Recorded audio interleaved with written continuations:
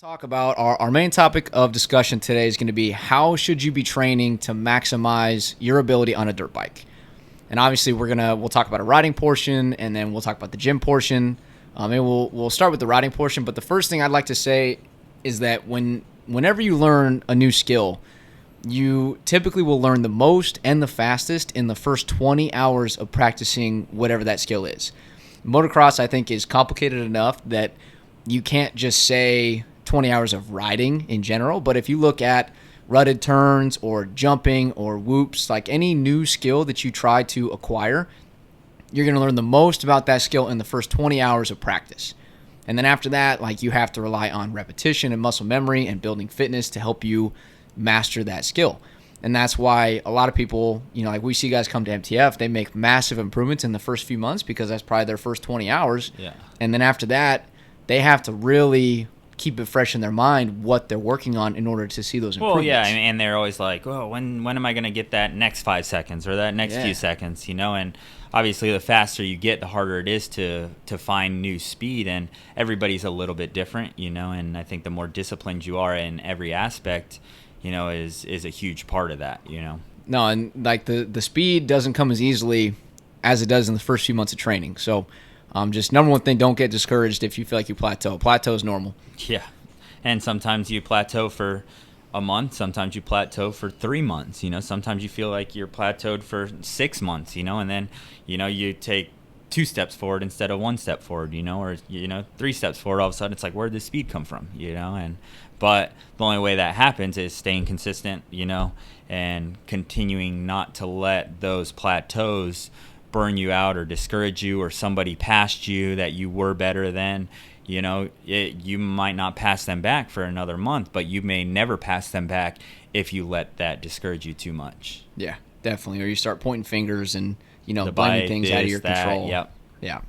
So, step number one in creating your own program is obviously setting a goal. Like, of course, whenever you want to achieve a goal, the program has to match the goal. So if you say you want to be a 450 Supercross winner someday, you probably can't set a program that has you riding once a month and you work out twice a week, or something that's very minimal investment from you.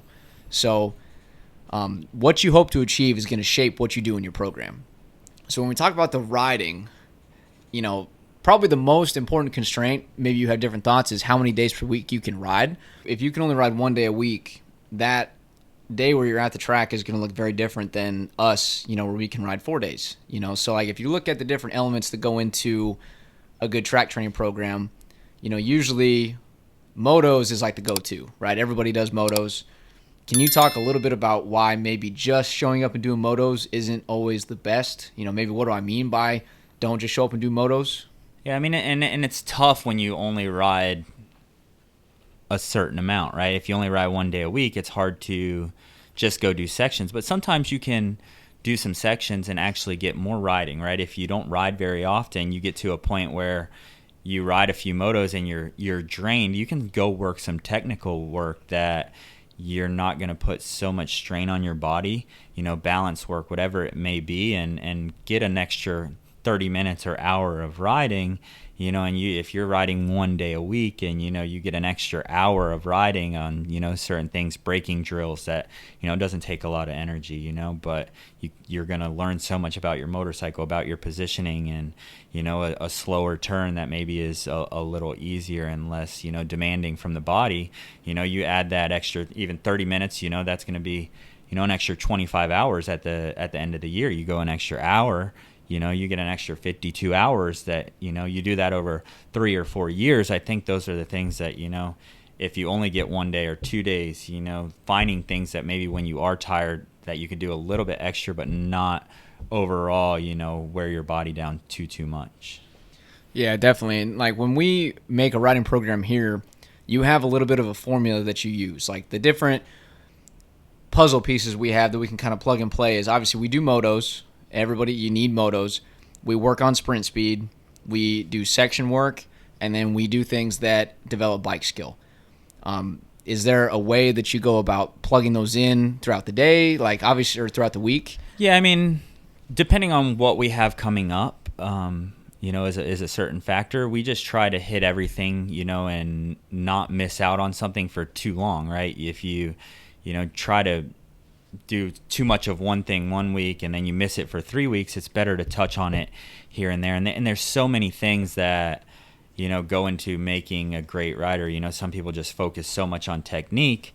Great, but if you're not working on your speed, you're not working on your endurance, then that technique isn't going to matter, right? So everything has a balance, and we try to get a little bit of everything in every week. And from our motos, then we're trying to get our sprints, our moto times closer to our sprint time, because the closer we can get those moto times to the sprint time, then eventually our sprint time becomes faster, our moto times become faster, right? So it's all a balance, and seeing what the riders do, setting goals, and then managing that from different elements, from the weather, from the heat, from what they're doing off the bike at times. Sometimes we have to adjust a little bit to that and go more on a technical side on that day, because we talk and we're like, okay, we're going to kill them in the gym today and on the track, so tomorrow we're going to do all technique stuff, turn track, balance drills, braking drills, starts, and things like that, where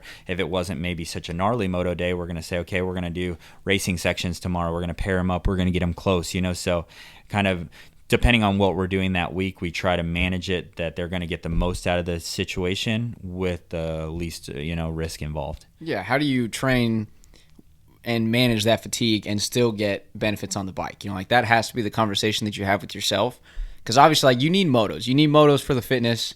If you're not doing motos, if you only do sprints, like 1 or 2 lap sprints at a time, end sections and bike skill, you're still going to be unprepared.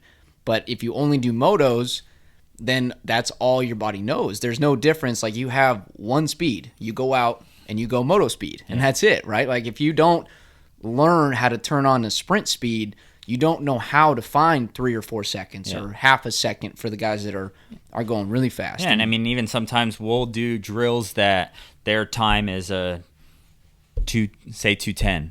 We want them to run 2:12s. Then sometimes you'll get riders that, their fastest time was at 2:10. They're trying to run a 2:12. Then they somehow run a 2:09. They're like, I'm not even trying. Well, it's just crazy things like that. They can't even understand. They don't even know when they're going fast. They're overriding the bike at times, and it's just, you're doing so many different things to try to teach that rider different things, good things that you talk about, because sometimes they hear it, but they don't understand it until they feel it or they see it. So it's such a balance of everything from the fitness side to the mental side, and everything.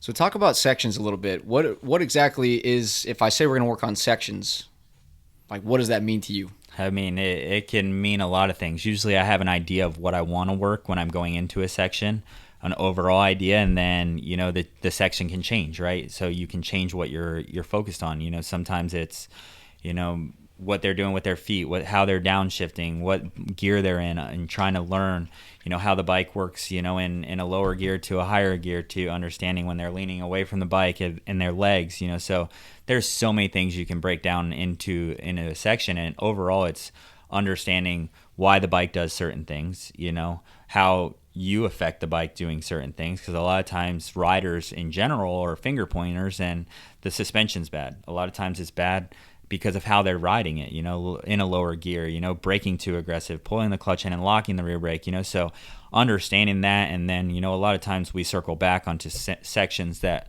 we worked the week before and making sure they are actually building off of what we did the week before.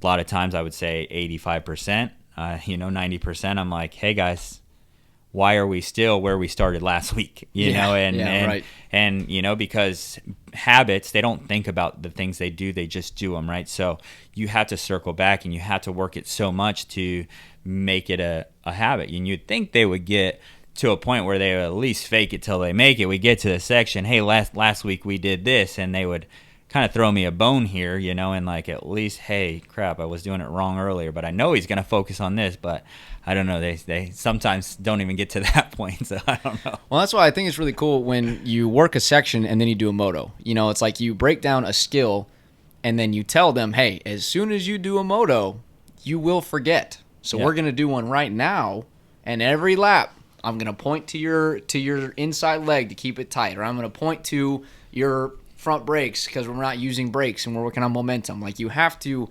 actively work on these constraints that force you to be adaptable, and they force you to ride the bike no matter what you got, suspension or skill or whatever. Like, you have to learn how to adapt, especially on the fly. I mean, I get myself, Colleen, we get so mad, after working sections and going into moto. All the riders, man, that felt so much better standing up around there. It was smooth. The bike was calm. It just worked so good. Gate drops, boom, sitting down, bouncing all over the place, and you get off. Why were you doing that? Well, I just felt like it was going to be faster. We just worked it for an hour, and you just told me how much better it is. We proved it to you on the stopwatch. It's better every which way. It felt better. It was faster, and you went right back to the other way. And they're like, yeah, I guess that makes sense. So, and it's because it's built in so much. Most of the riders are still good. And even if they're not good, they feel comfortable there, right? They ride a certain way because they feel comfortable, not because they're like, oh, this is going to make it worse, from dragging the rear brake, from wherever their feet are at, wherever their arms are at. They just overall feel a little bit more comfortable, and that's why they do that. Right. I mean, it makes sense because comfort is everything. Like, you have to be comfortable before you can go fast. If you're uncomfortable, you're definitely not going to go fast, to an extent. Like, obviously, you have to get uncomfortable to reach that next level of speed. And I say you even have to crash a little bit when you're trying to figure out how to go faster. Because if you're never crashing, and I'm talking about, coming into a rut too fast, you hop out, wash the front, or, I'm not talking like the big push the eject button, scrubbing faces and whatnot and flying off the bike. But if you're not crashing, it means that you're riding in your comfort zone. Your comfort zone is going to be the number one thing that keeps you at your current pace, right? Yeah, I mean, to a certain extent, and it's learning not to react, because you're always going to get uncomfortable. So it's learning what causes me to crash, when I go a little faster, whether it's in the whoops, I'm out of my comfort zone. I don't actually know what the bike is going to do, right? Because I haven't been to that speed before. Yeah, you don't know what it feels like. So when you get there, the first instinct, if it's when I get uncomfortable, I hit the brakes or I shut off, that's going to be your go-to. So it's training yourself, like even in sections, like this is going to be a bad thing to do when you get uncomfortable. This is the right thing, this is the wrong thing. And the more you can make those right choices, when you find new speed, you're going to crash a little bit less, right? You're still going to crash at times, right? But especially as you're finding it, right? Because, and whether it's too much power, too aggressive, too much lean angle, whatever it may be, you got to learn those things, right? And then it's having what did I do there? So now when I want to go faster, in this similar situation, whether it's a turn, a rut, a jump face, push through, what is going to happen there, right? And so it's just having an understanding, and then as you take those levels, understanding how it's going to affect you a little bit more and react less. Yeah, the reaction, I think, is a big deal. And, like, whenever you're trying to push to new speeds, like, first off, you don't know what it feels like to go that fast. So, like, you're going to feel uncomfortable anyways. But I almost feel like when you're trying to take steps to go faster, it can almost bring new bad habits, or it obviously amplifies old bad habits. Like, I know for me, I'm trying to go through all the corners on this track in third. But when I do that, you have to go faster. Otherwise, you end up stalling it all the time like I do. Or you start feathering that clutch, and we try to stay off the clutch in the corners unless you really need it, But, like, that's one of those moments where, like, I know I need third to go faster. I know I need no clutch to go faster. Yeah. But, like, I'm not quite going fast enough, so I need some clutch. Otherwise, I need less brake. And then next thing you know, I just blow the rut because I froze and didn't do anything. And, then that's where you start to feel stuck. You start to feel like I don't know what to do here. Yeah, and that we do that a lot, with our guys, whether it's work the turn in third, work the turn in fourth, whatever it may be, and one rider, that's 10 seconds slower. He's like, my bike bogs, I have to do it in second. And I'm like, I know. I want it to bog every single time you go through there to let you know you're going too slow. That's okay. When you get to the point that bike isn't bogging, we made improvements. Yeah, now we're talking. Right? Yeah. You're not at a place that you really can feel the difference in speed. We did it with Noah Voss and Tiger the other day. Tiger got on. Noah's like, my bike won't pull it. And so Tiger got on Noah's bike, but there's a gap in speed there, and so Tiger got on his bike and just boom. He's like, oh, no bog, perfect, I guess it's not the bike's fault. Yeah. But point his finger but back at he's me. going faster, so it's like, okay. Then it becomes the challenge of, if he can do it, I want to do it, right? So don't go, too many people get into the moment instead of thinking of the big picture, right? I got more entrance speed. Man, I feel like I'm going really fast. But me and that rider, or whatever, he got on my bike and he weighs the same as me, or, whatever it may be, if he can do it, I can do it. We have the same motorcycle, same gearing, same. So clearly I'm not going as fast as I think I am, right? Yeah. So it's challenging yourself to do that, and that doesn't mean it's going to happen today, but the more you challenge yourself, it's going to come out eventually. I remember Max Jordan, he was the same way. When I would force him to do third gear in certain areas, Bog, it can't do it. I'm like, I know, because you were going too slow, right? and it's okay. But eventually, 3-4 months down the road, when we started doing that drill more, he was able to do it. I'm like, see, you just got to stick with it. They're so much into the right now, and that affects the long term a lot, which it's hard sometimes to see that it's going to benefit them in 2 to 3 months, but that's where they hire trainers, and it's important for us to guide them that way. Yep.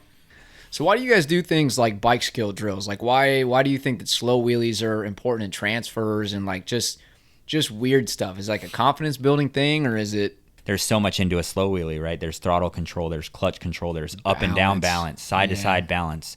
It's such an understanding, are you in grass? Like, how aggressive can you be? Do you need to load the front end a little bit more, right? So you get so much of a feel, transfers, how is the face? Is it rutted? Does it have a kicker? Do you have to go over and adjust the bike to a steep downside? What are you doing? Where's the gap? So there's so many things that are beneficial that teach you about your motorcycle, teach you other skills than just a regular track doesn't teach you. You'll have very good riders, that we'll get here and we'll tell them to do a side-to-side transfer. I'm talking a 20-foot jump just from like the sides of the jumps, and they look at you like you're crazy, and you're like, are you serious right now? Like, you're really nervous about that. Well, I've never done that before. I'm like, kids will do that on their pit bike, and you're like a really good rider, and so it's mind-blowing that some people can't do that, but so we just feel that it's very beneficial to be a well-rounded rider, and we did heel clickers and things like that, and it just, you see it in the riders when they do things that they were unsure of or didn't think they ever could do. It still brings their confidence to another level, and which is cool. Heel clicker, yeah, right, but then when they do it, I mean, how cool is that? There's no rider that says slow wheelie is dumb unless they can't do it, right? Yeah, like, right. A slow wheelie is cool. Everybody's like, oh, that's so stupid. I'm like, yeah, because you can't do it. Of course it's stupid, right? Yeah. So they'll kind of go away from it than trying to figure it out. Like me, I'm like, man, that is cool. Like, I want to be able to do that, so it's more of the challenge. And when you have that mindset of no matter what it is, if somebody can do it, you've got that mentality of you want to be a top rider, right? So I think it just brings out a little bit of that in you as well. It's wild what the bike skill will do, and I think it develops such a sense of feel with the bike, like just those little challenges, it helps you. Like, that's one of the biggest things, is that if you want to go fast, you have to be one. Like, you can't be a guy riding a dirt bike. Like, you have to be connected with the bike so much so that you have feel. Yeah. And that's obviously why we fight so hard for suspension setup, because you want to feel the feedback but not let it disrupt you. And there's, all these things that can develop. When you're putting together a riding program, you need motos for just sheer fitness. Like, if you can only ride 1 day a week, you probably should just spend your time doing motos, right? You need the motos. You can't get away from it. There's nothing you can do in the gym that's going to replicate what you're doing on the track. So you got to get the motos in. But you can't just stop there. Like, you have to incorporate some type of sprinting, whether it's, 2 laps at a time, 1 lap at a time. Tack on a couple sprints to the end of your moto. Like, you'll be surprised how good you can feel. Like, if you finish like a 20-minute moto, give yourself a roll lap and then do a sprint. And I promise it's the best you're ever going to feel, because you're cooled down just enough. You got your breath back and the burn's kind of gone, but you're so warm and you know the track so well that you're going to feel really connected. It's a really cool feeling. Yeah. And especially once you get that little bit of base, I think it's good to add a little something extra, whether it starts or, some braking or, a turn. I'll relate to it in golf a little bit. Yes, when I go play, if I went and putted for an extra 15 minutes and chipped for an extra 10 or 15 minutes every time I golfed when I was playing, even if I only got to play once a week, I would be a lot better, know. And sometimes it's like, hey, I should just go to the driving range and do that, But then it totally, I think the mental side, would you get more out of going if you're riding one day a week and work sections? Maybe. But from the mental side, you're not going to have as much fun and you're going to be over it, right? So that's like for me with golf. If I could only golf one day a week, I don't want to go and just sit at the range the entire time. I want to go play and have some fun and enjoy it, right? That's the whole reason you're doing it, so you got to find that balance, I think, of what you're able to do, where you're going to get the most bang for your buck, mentally and physically. So I think one of the good things about sections, even if you only ride one day a week, is that it kind of takes the fitness side out of it. Sections are a lot easier to work physically. Yeah. They're more annoying, like finding a place to work. And if you ride public track, they want continuous laps or, not everybody can work sections, but having a loop where you got to turn around, like I totally understand why people are like, I worked this turn 3 times. That's my section for the day. Let's go moto, because that's the easier route. But there's definitely some benefit to throwing in some sections. Yeah, and sometimes it is that mental side that, people want to get done, and be done, right? Like, hey, we're going to work this section for an hour. Well, can't I just do a 20? And you feel like you did a lot, but how many more runs did you do in that hour, more quality, focused, able to circle back, evaluate kind of what you did in that turn and do it again. Oh, I got it again. Yes, I got it again. Oh, I messed up. What's going on? So you can kind of, hyper focus on that a little bit and whether somebody's watching you or, you're just doing it yourself, you can kind of learn to feel and adjust to little things. So I think there's a benefit to both, you need them both, if you want to succeed. You need to be able to identify some of your weaknesses as a rider, as a technical, physical, both sides of it, so it's finding a balance with both of them. Yep, absolutely. And like you said, what you have access to. If you can only do laps, that's what you have, It is what it is. Well, the cards that are dealt, so you got to make the best of the situation that you have. Yeah, you better make the most of it because it's what you got. Don't be a finger pointer. Yep.